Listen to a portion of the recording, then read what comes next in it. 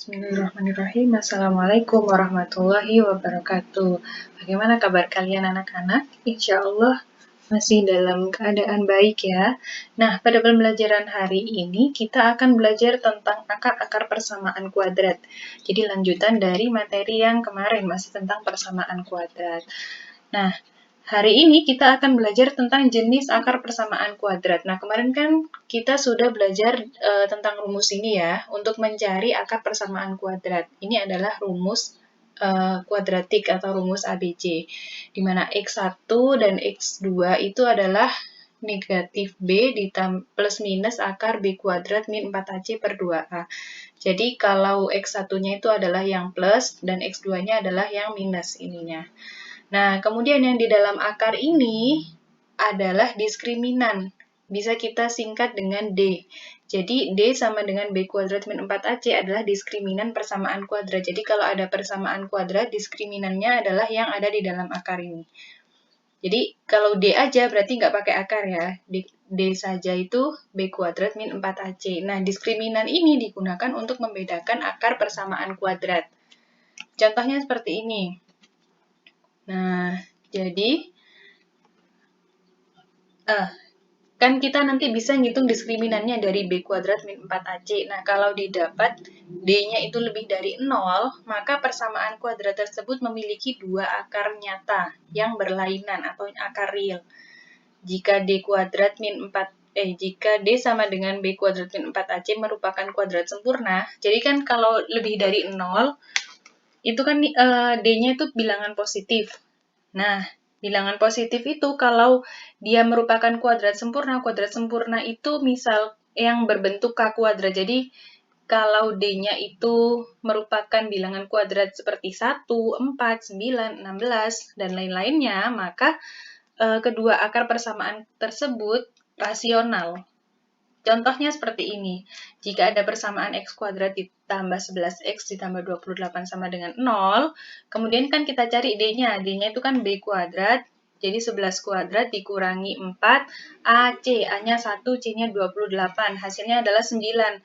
Nah, 9 itu kan merupakan bilangan kuadrat. 9 itu kan sama dengan 3 kuadrat kan. Berarti 9 itu adalah kuadrat sempurna. Maka akarnya itu rasional. Rasional itu maksudnya bilangan yang seperti ini, yang 4, 7 gitu. Kalau yang nggak rasional itu yang berbentuk akar. Paham ya? Jadi bisa juga rasional itu bilangan yang bisa dibentuk A per B. Jadi bisa jadi pecahan, bisa jadi penyebut, bisa juga jadi pembilang. Nah, ini kan dia akarnya 2 dan berlainan, kemudian dia rasional.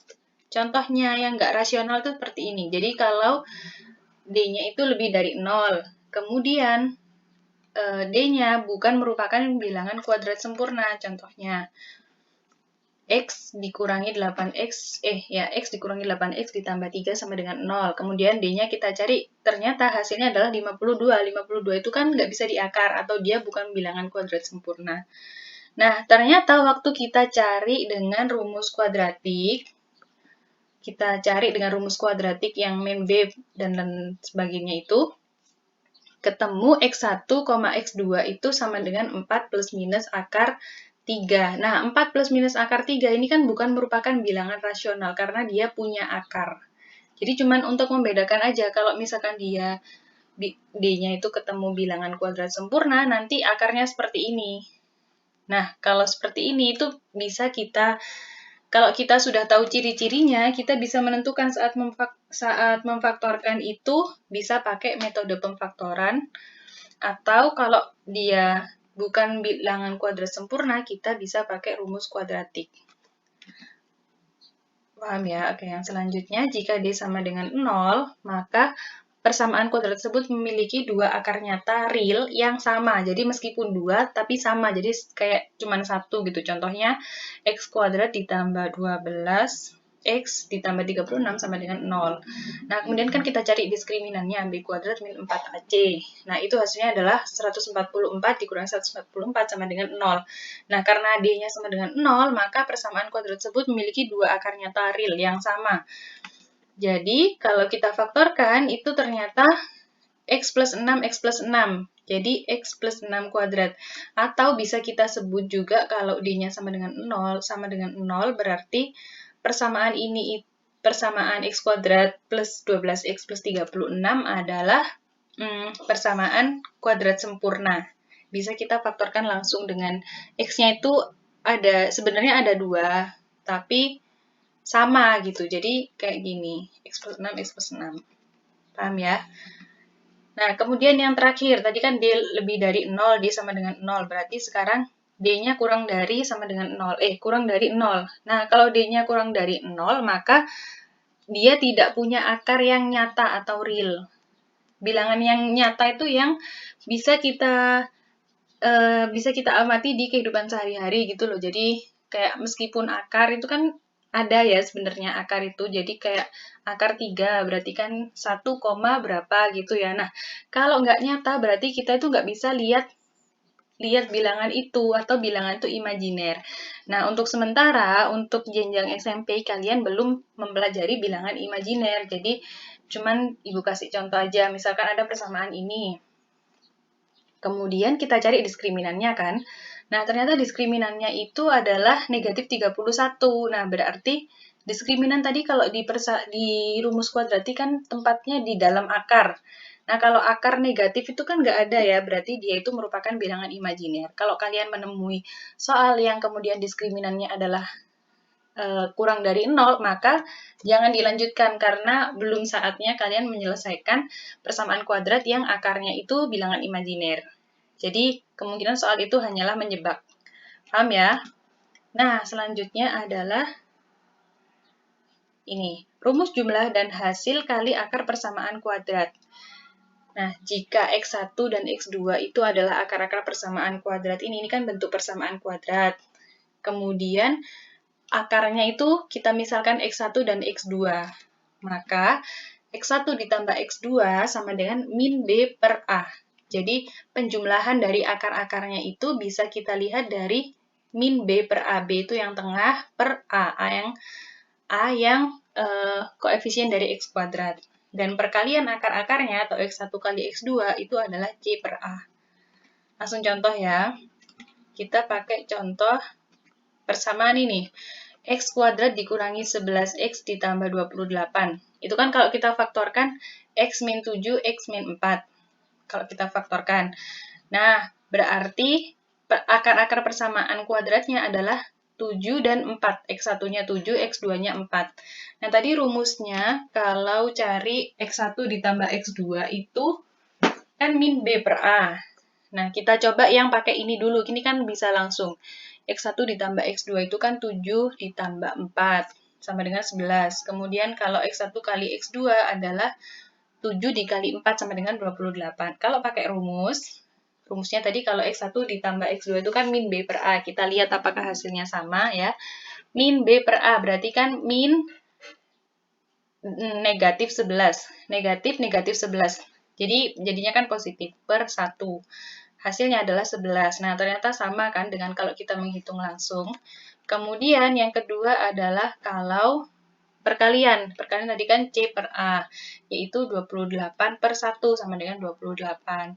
Nah, kalau kita sudah punya akarnya, ya nggak perlu pakai rumus ini. Rumus ini itu digunakan kalau kita nggak tahu akarnya. Kemudian kita disuruh mencari X1 tanpa X1 ditambah X2 misalnya. Tanpa mencari akar-akarnya, kita bisa langsung pakai ini, min B per A. Jadi nggak usah difaktorkan dulu, kita bisa langsung tahu penjumlahan akarnya atau perkalian akarnya. Kalau contoh soalnya itu seperti ini biasanya. Jika P dan Q adalah akar persamaan X kuadrat dikurangi 2X dikurangi 2 sama dengan 0, tentukan P kuadrat plus Q kuadrat. P kuadrat plus Q kuadrat itu kan tadi penjumlahan dari kuadrat akarnya kan. Dan Q per P ditambah P per Q. Nah, P ditambah Q atau penjumlahan akarnya itu kan min B per A. Jadi min 2 per 1. Min ketemu min kan jadinya plus. Jadi penjumlahan akarnya itu sama dengan 2. Dan perkalian akarnya sama dengan negatif 2. Kemudian kita ditanya P kuadrat plus Q kuadrat. Nah, kalau P plus Q dikuadratkan sendiri itu adalah P kuadrat ditambah 2P kuadrat, 2PQ ditambah Q kuadrat kan. Nah, kemudian kita ambil yang P kuadrat ditambah Q kuadratnya saja. Berarti yang 2PQ kita pindahkan ke sini. Kan kita cuma punya P plus Q dan P dikali Q. Kita nggak punya P kuadrat plus Q kuadrat kan. Makanya kita harus pakai cara yang kayak ini. Nah, kemudian P plus Q tadi kita sudah punya 2. Kalau P plus Q kuadrat berarti 2 kuadrat. Dikurangi 2PQ, dikurangi 2, PQ-nya tadi kan negatif 2. Berarti dikurangi 2 dikali negatif 2. Negatif dikalikan negatif, hasilnya adalah positif. Jadi 4 ditambah 4 sama dengan P kuadrat plus Q kuadrat. Nah, jadi P kuadrat plus Q kuadratnya sama dengan 8. Ini tanpa kita cari P-nya tadi berapa, Q-nya berapa, pokoknya P kuadrat plus Q kuadrat sama dengan 8. Paham ya? Jadi kan sampai sekarang kita nggak tahu P dan Q-nya berapa, karena memang tidak perlu dicari. Dan kemudian yang kedua adalah Q per P ditambah P per Q. Caranya, nah, Q per P ditambah P per Q itu kan kita samakan penyebutnya, atau kita kalikan silang. Q dikali Q itu Q kuadrat, P dikali P itu P kuadrat, per P dikali Q, PQ. Nah, Q kuadrat ditambah P kuadrat, tadi kan kita sudah punya, pakai yang ini. Sama dengan 8, terus PQ itu pakai yang ini, negatif 2. Jadi 8 dibagi negatif 2 sama dengan negatif 4. Paham ya? Nah, selanjutnya adalah menyusun persamaan kuadrat. Menyusun persamaan kuadrat kalau akarnya diketahui, jadi kebalikannya. Kalau biasanya kan kita tahu persamaan kuadratnya, terus kemudian kita disuruh cari akarnya. Nah, sekarang yang diketahui adalah akarnya, kita disuruh cari persamaan kuadratnya. Nah, maka caranya adalah dibalik. Yang pertama, ada 2 cara. Yang pertama adalah perkalian faktor. Jadi kalau kita sudah punya akarnya adalah X1 dan X2, maka untuk mencari persamaan kuadratnya tinggal kita kasih ini X min. Jadi min ya, nanti kalau perkaliannya kita tinggal masukkan X-nya berapa, X1-nya berapa, X2-nya berapa. Jangan lupa ya, ini min, apapun X-nya. X min X1 dikali X min X2 sama dengan 0. Contoh, akarnya itu 2 dan negatif 3. Maka X min 2 dikali dikali X min, ketemu min lagi, nanti ini jadinya positif. Nah, kalau kita kalikannya yang satu-satu itu ya, X dikali X, kemudian X dikali plus 3, ya, ini kan jadi plus. Nah, jadinya kayak gini. X dikali X, X kuadrat, kemudian X dikali 3 jadi 3X. Negatif 2 dikali X jadi negatif 2X. Kemudian min 2 dikali 3, min 6 sama dengan 0. Terus kita sederhanakan. Min 2 ditambah 3 tadi kan 1, jadinya X kuadrat ditambah X dikurangi 6 sama dengan 0. Jadi ini adalah persamaan kuadrat yang kita cari dari akar-akarnya tadi 2 dan negatif 3. Jadi cara terbalik. Nah, selanjutnya adalah yang kedua, yaitu dengan menggunakan jumlah dan hasil kali akar-akar persamaan yang min B per A dan C per A tadi itu. Jadi kalau X1 dan X2 itu akar-akarnya, maka yang tengah itu adalah penjumlahannya. Ini tandanya negatif ya, diingat-ingat. Yang tengah itu adalah jumlah akarnya, dan yang belakang adalah hasil kali akarnya. Contohnya sama ya kayak yang tadi. Kita pakai akar 2 dan negatif 3, tapi pakai cara yang langsung, pakai jumlah dan hasil kali akar persamaan. Jumlahnya X1 tambah X2 itu kan negatif 1. Kemudian kalau hasil kalinya adalah negatif 6. Maka langsung kita masukkan ke rumus itu. Persamaan kuadratnya menjadi, ini kan rumusnya, kemudian kita masukkan.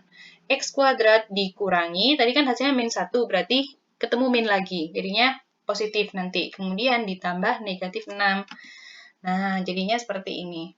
X kuadrat ditambah X dikurangi 6 sama dengan 0. Sama kan jawabannya, cuman kita pakai 2 cara yang berbeda.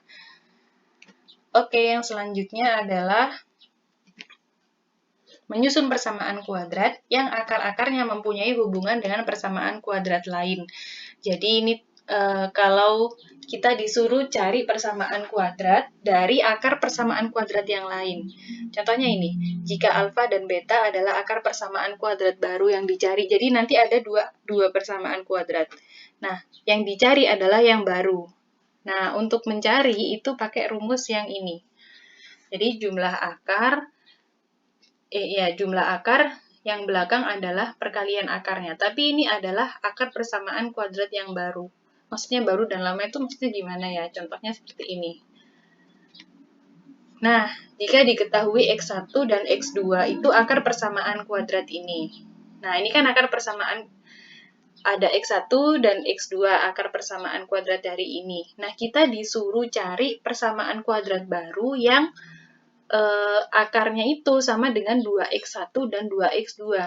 Jadi, X1 dan X2-nya saja kita masih belum tahu kan, dan kita disuruh cari persamaan kuadrat baru yang akarnya itu beda lagi. Nah, biar kita nggak perlu cari X1 dan X2-nya dulu, kita bisa langsung saja pakai cara yang itu tadi. Dari persamaan ini, kan kita tahu jumlah akarnya, jumlahnya itu kan min B per A. X1 tambah X2 kan min B per A. Min ketemu min, jadi min 5 per 1, jadinya 5. X1 tambah X2-nya kan 5. Kemudian X1 kali X2-nya 3. Paham ya? Jadi jumlah akarnya adalah 5, hasil kali akarnya adalah 3. Nah, kemudian alfa dan beta adalah persamaan kuadrat baru yang dicari. Maka alfa ditambah beta, itu kan alfanya itu kan tadi 2x1, kemudian betanya 2x2. Langsung kita jumlahkan 2x1 ditambah 2x2, jadinya 2x1 tambah x2. X1 tambah X2 tadi kan 5, jadi 2 dikali 5 sama dengan 10. Hasil kalinya 2x1 dikali 2x2. Jadi 2 dikali 2, 4. X1 kali X2. Jadi 4 dikali 3 sama dengan 12. Nah, kita kan sudah punya alfa plus beta dan alfa kali beta. Jadi persamaan kuadrat baru yang dicari adalah, ini kan tadi rumusnya. Hampir sama kayak yang persamaan tadi itu, yang dengan jumlah dan hasil kali akar. Nah, kemudian tinggal kita masukkan min alfa plus betanya tadi kan 10, berarti x kuadrat min 10x ditambah 12 sama dengan 0. Jadi ini adalah persamaan kuadrat yang baru. Nah, ini latihan soalnya, bisa kalian kerjakan. Hanya ada 4 soal. Jadi yang pertama, tanpa dicari akarnya ya, jadi gunakan diskriminan saja. Cuman ditentukan, ini akarnya itu sama akar yang real atau tidak real, kemudian sama atau tidak, kemudian rasional atau tidak gitu ya. Jadi pakai yang sudah Ibu jelaskan tadi. Kemudian yang ini, yang nomor 2, tanpa kalian faktorkan, langsung kalian cari 1 per X1 ditambah 1 per X2. Dan yang ketiga, cari persamaan kuadrat, ini caranya terserah kalian. Yang keempat, juga cari yang dengan cara yang sebelumnya Ibu jelaskan, yang barusan itu. Paham ya? Nah, jadi Ibu akhiri pembelajaran hari ini. Wassalamualaikum warahmatullahi wabarakatuh.